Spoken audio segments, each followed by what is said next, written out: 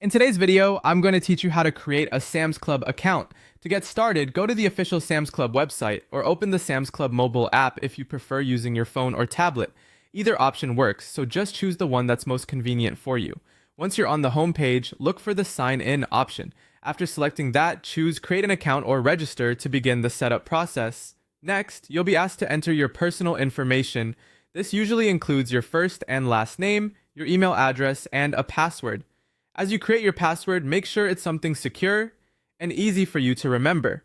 In most cases, the site will have specific security requirements, so pay attention to things like minimum character length or the need for a mix of letters, numbers, and symbols.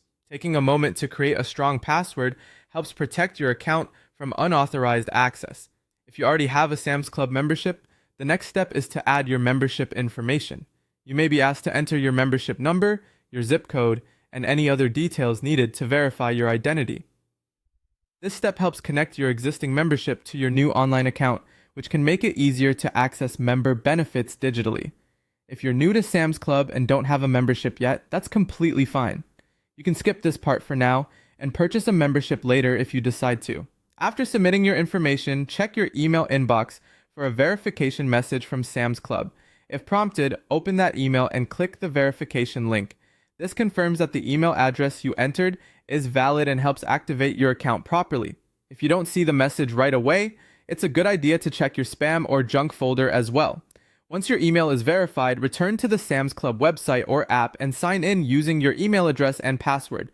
At this point, your account should be active and ready to use. Finally, take a few moments to complete your profile.